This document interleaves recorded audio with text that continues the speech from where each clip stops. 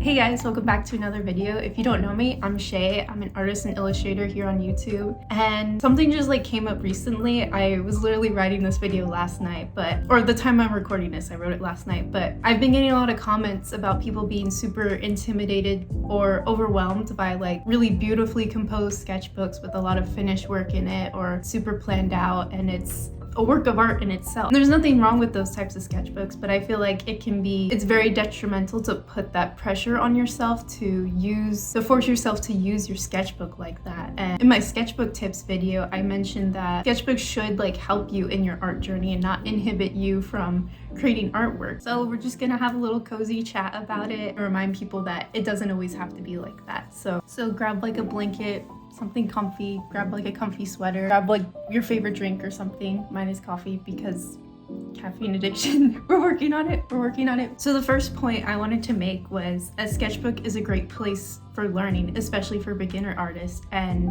we know that growing isn't always pretty. There's going to be ups and downs, and I feel like we often let the goal of perfection and the final product and having a final piece of artwork stop us from even starting to create. One comment from, I'm reading this on my computer, but one comment from Jelly Not Getsy, they said, I think what my problem is, in parentheses, personal observation, is not being comfortable or satisfied with how aesthetically pleasing a drawing or spread looks.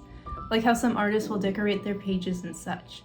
That's where I find keeping and continuing a sketchbook very difficult. And then a similar comment says, this is from Corvu Astrom. I'm sorry if I butchered that, but I cannot read. There's a reason why I went into art. All those sketchbook tours with their fully rendered drawings and perfect compositions in them are so intimidating for me that I completely stopped using a sketchbook for over a year. Only now I'm slowly trying to get out of it. First off, thank you guys for your comments. They also had some compliments in there, which I really appreciate. Thank you. But thank you for also being vulnerable with that and sharing that. I think it's really helpful to other artists like myself to know that we're all not alone in this issue, because I struggle a lot with the same things. I just started a new sketchbook in February, the beginning of February, and I kind of found myself purposely trying to curate my sketches and make it look pretty because of all the YouTube content I was consuming and looking at. And I was looking at other people's sketchbook tours, and I was just wow, I want my sketchbook to look like that when I eventually do a tour. And there was more pressure on me to match the level I was seeing on YouTube and create work that I felt or I saw that would get views. And so drawing in the sketchbook, in my new sketchbook, became kind of forced and strategic. I was just oh, I'll do more fan art so more people will like it. I'll do more gouache paintings because that seems to be super popular, but everything just became kind of depersonalized, and I found myself not really going to my sketchbook as often anymore to even just plan out pieces. I was just kind of avoiding it because of that pressure and that intimidation by seeing other artists' sketchbooks. And it made me realize that I was kind of going against everything that I had learned about keeping a sketchbook, my experience using them and using them to get me farther in my art skills and art career. And really, that sketchbook tip video that I posted a couple weeks ago, it was mainly for you guys. I was getting a lot of comments about how to use sketchbooks and how I use mine, but honestly, part of it was kind of for me. It was kind of a reminder that it doesn't have to be perfect. A reminder, I have used my sketchbooks as a place to learn, to fail, to try things again and again, to have fun, to draw my characters goofing off, to do master study, and to develop sketches further for a final piece. And ultimately, my sketchbooks are kind of more of a launching pad for final works than a end-all be-all for the art that I create. I may have a couple finished pieces in there spread out, but really it's just a place for me to explore ideas and just have a low pressure place and to just express myself. So I think it's a good reminder to have that a sketchbook is a blank slate for you to do whatever you want. You don't have to make it super perfect and created like ones that you see online, or you can do that and there's nothing wrong with that. But I feel like ultimately you should make sure it's like coming from you personally as an artist and aids you in your goals in your art career. Otherwise it just becomes kind of like you're producing for an audience and you're just producing content and it just becomes kind of soulless. And I feel like your voice as an artist and your hand is way more valuable than just producing things that you think will be popular or what is popular in the art community. Also, the next point I wanted to make ties heavily into social media. It's like a huge part of our lives, or it's a huge part of most of our lives right now. So I feel like because a lot of younger artists growing up in this more social media generation, and then artists my age and maybe a little bit older, were constantly faced with tons of like amazing, beautiful artwork all the time on social media. And the nature of social media, the algorithm pushing certain like pieces like that they know like audiences will find beautiful and intriguing. And so we're constantly seeing like the best of the best, and I feel like it's really overwhelming and can be very disheartening to constantly see works that you deem better than yours, or you see artists further along in your careers, and you kind of leave Instagram or you leave YouTube and you're like, man, I really don't have everything together. I'm way far behind. This person knows so much more, they can do so much more, and I'm just a regular person just existing. End up feeling like you're not doing enough or you're not good enough. And I think one commenter really pointed out the issue. Leia9442 said, as a college student majoring in art, I often feel so much pressure on the assignments I do for courses. And if they aren't like Vincent van Gogh tier, then I feel like a failure. And I feel like use of social media kind of like perpetuates that idea.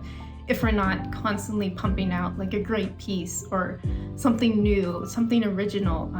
By the way, there's no original ideas. Everyone copies everyone. That's just how artists are. Look at art history. It's everyone's referencing each other, which is super great. It's super awesome about the art world. But yeah, it just becomes, what was I saying? Hold on.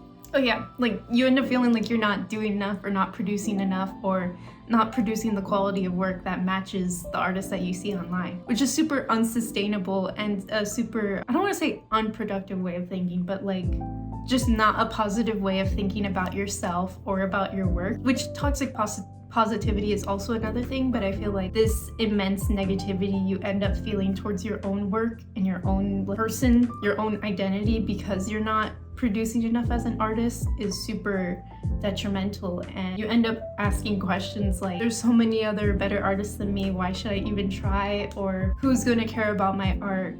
This artist is younger than me, how are they like, they're so much farther into their art career? And these are a lot of the questions that go through my head all the time, especially as more of my career becomes intertwined with social media. And I think we have to remind ourselves that comparison is the thief of joy. Like, we hear it all the time, and this doesn't just apply to art, it can apply to like your non-art job or your life in general, and that we're seeing like a highlight reel of other people's lives on social media, because social media is going to push like the prettiest looking studio. It's going to push like the most like beautiful skilled art pieces. Although sometimes like algorithm is weird, and you'll find amazing artists with like only like 100 followers, and you're like, how does this person not have more? Also a marketing thing and dealing with trends. Sorry for the rambling, but I just realized that point. But we have to remember, yeah, we're seeing like these curated like posts from people. Us as people naturally want to share like the best of ourselves and the best of what we can do. So it's natural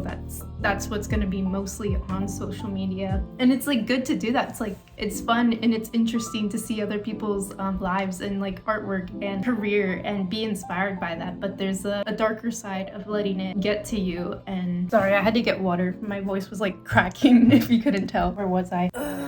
Comparison, like social media highlight reel, literally, because they have reels now on Instagram. But yeah, we're seeing like a perfect curated like presence online, and we're not seeing like the whole picture. We're not seeing their struggles. We're not seeing the hours of work, the studying, the various opportunities they were given, the thousands of mistakes they made to get to the point where they are now. And I feel like it's especially important as a beginner artist or like a younger artist to remember that. It's definitely easier said than done, but maybe taking a couple days off of social media, or you could post like that black screen on your story, like, don't hit me up, I'm chilling, I'm far away. But seriously, like taking a break and stepping back, having that reminder to yourself that these artists that I see online with these amazing work, they had different opportunities than me. They had more time to devote to art. They've had more years to experience things, and to everyone's life and everyone's background is different. So and it's not productive to compare yourselves to that. I also feel like your personal voice as an artist is way too valuable, way too precious to lose because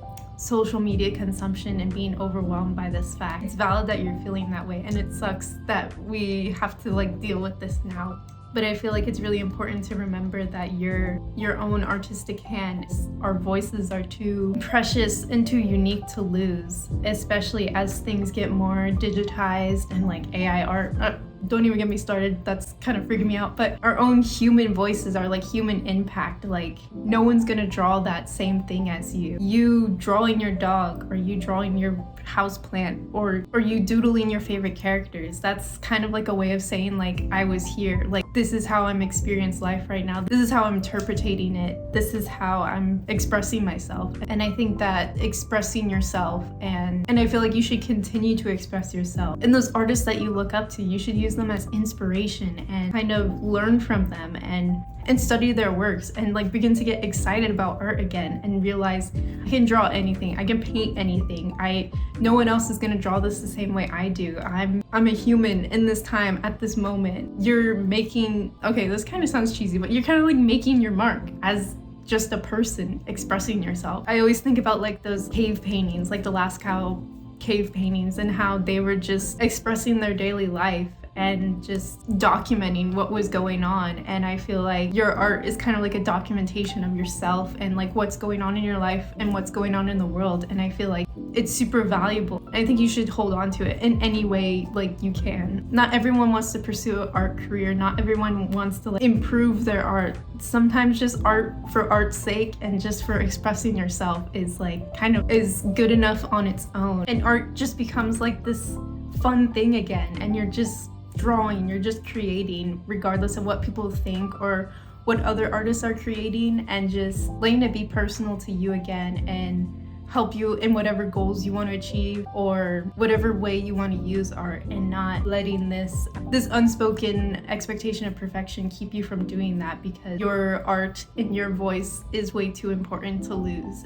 And I think you should continue to draw and continue to make art regardless of what you see online and what expectations there are for you, whether placed on yourself or by other people. But yeah, I hope this made sense. It got a little rambly at some points, and I'm sure my points weren't exactly clear, but I hope you get the general idea across. I don't want you to stop making art because you have this expectation of your sketchbooks or anything else to be pretty and perfect. I want you to make art for yourself and use your sketchbook however you want to use it. Thank you guys for watching again. You can follow me on Instagram at Sketches of Shay as well. I post my sketches on there, interact with you guys, super fun time. You can like and subscribe if you're interested in more art related content and maybe some more chats like these. I don't know, I'm losing my voice, but yeah, thank you guys so much for watching. I hope this inspires you to go draw, go have fun, go fill your sketchbook in however way you want without caring what people think or what the algorithm thinks. But yeah, happy drawing, go have fun, and I'll see you guys next week. Bye.